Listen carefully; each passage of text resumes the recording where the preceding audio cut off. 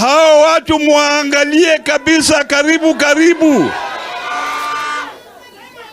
Wakisimama kula kiti chochote mfanye nini muwato?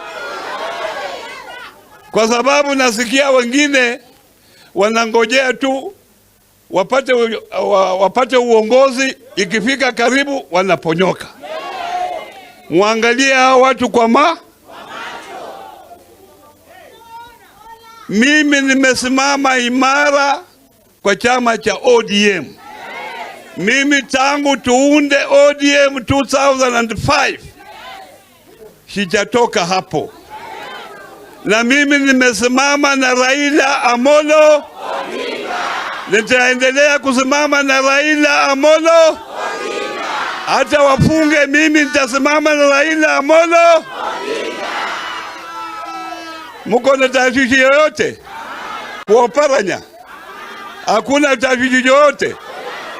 Sasa la mwisho, sasa nimesikia ati ile mazungumzo tulifanya Nairobi, huyo mazungumzo ni bure. Wacha nimwambie, pengine nyinyi mnasoma mambo ya magazeti. Tumejaribu agenda ya kwanza, ile ilikuwa ya muhimu kwetu, ile agenda yetu ilikuwa gharama ya maisha.